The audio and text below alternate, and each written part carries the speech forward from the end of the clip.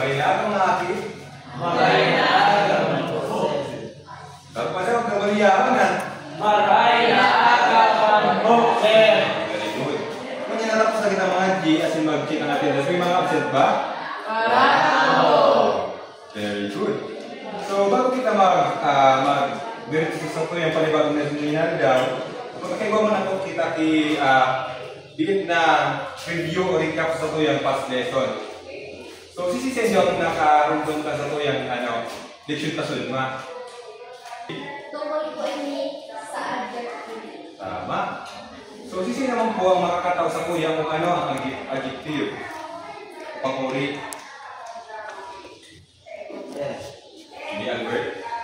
Sir, ang adjective ay ang mga tataramon na naglalarawan o nag-describe yung mga noun o pronoun as in nakakatulungan o may dagdag detalye. Sa sentence, ang adjective is ang nagsisibag o sa mga abot na anong klase, pira o ari. Tama. So, ang adjective ay ang mga tataramon na nag-describe kung naglaladawan sa sarang bagay, mayo, tao, lugar. Nakakatapat man ini na magdagdag detalye sa pangungusap. So, sisisend ang makataw sa kaya halimbawa ni adjective. Sige, Maurice. Magayon ang ura. Tama. Ano ang adjective naman? Magayon. Tama. Kasi pa. Sige, Abigail. Si Maurice Guapo. Tama. Ano ang adjective naman? Very good. So, kung yan, bago kita mag-diretso sa ito yung leksyon minari daw, gusto nito mag-arawan? Very good. So, mag-take ka sa kusingkawan. Magpili ka mo sa inyong partner as in magpili sa inyong tan. Pili na kong partner nito. Pamita po. Pili na. Sa partner mo, pili. Pili. Sige, ang pili tan. Sige, ang pupusan.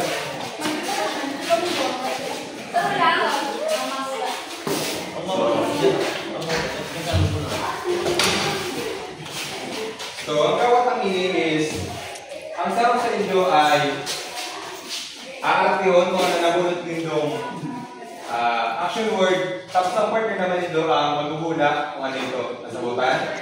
Opo. Sige na, pananan. Tingin ano? Naglukso. Diba? Sino ang kasunod? Nagkakaon. Naglalaba. Tama. Kapag ano pa sa dirigyan ng tulong pakpak kasi tulong padyak. Okay, 1, 2, 3, go. Very good. So, mga aki, ano napansin nito sa tuyang kawat sa bago? Ano napansin nito sa tuyang kawat? Sige, Berlin. Ano po, sir, sa mga hero po sa pinibog. Tama. Ano ito? Tigil mo nito. Naglalaba po. Yan ang mga taraw na yan. Ano yan sa ano? Ano yan? Yan. Sa verbo. Tama. Yan ay tungkol sa mga verbal action o action word. So, iba ako dito yung mga example.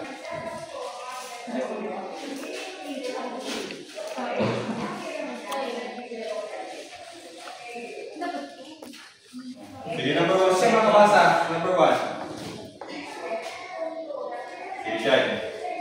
Nagkausalan. So, tayo dyan ang action word. Nagkausalan. Tama. Ano kumasunod? Kedua. Sige, Judy.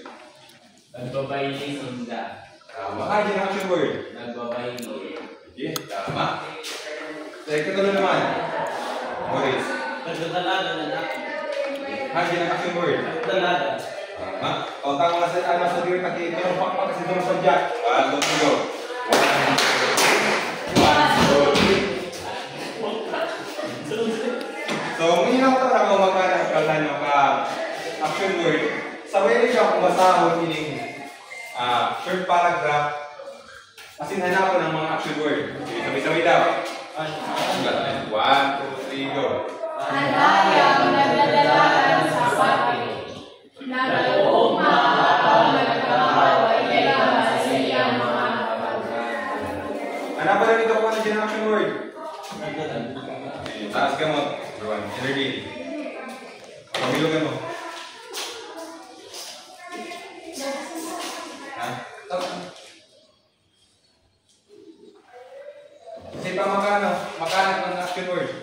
Hindi mo raise.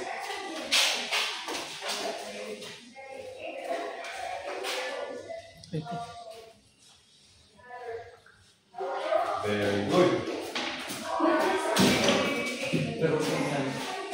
So, kung yun ang tatawag ng pagmana, balutan naman na mag-ibig sa liring pangungusap o sentence na nagagamit yung action word. So, siya ang makalibo sa liring pangungusap. Diwan? Sa liring. Sige siya.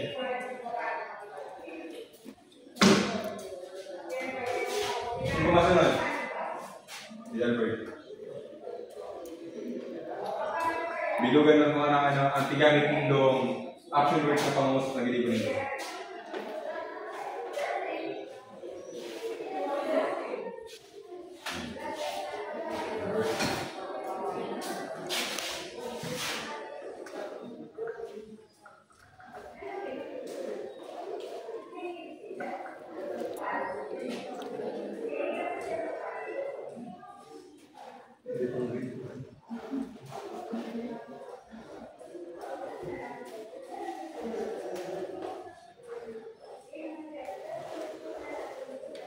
Si Palas. Si Morris.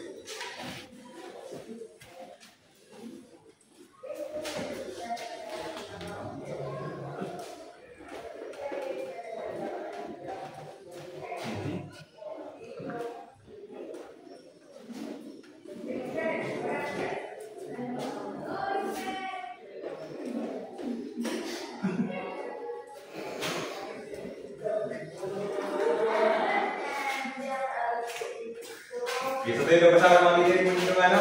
O, sige, sabay-sabay. Matibay ang baile si Pepe. Ano ginamit niya action word? Nagbaile. Tama daw? Oo. Sige, kaliwa. Sabay-sabay. Ano ay naglalayo. Ano ginamit niyang action word? Naglalayo. Tama daw? Oo. Tulo. Nagkakanta si Ana. Ano ginamit niyang action word? Nagkakanta. Tama daw? Oo. Sige, tama daw sa masalihan kasi tulong pa kasi tulong pa dyan. 1, 2, 3, go.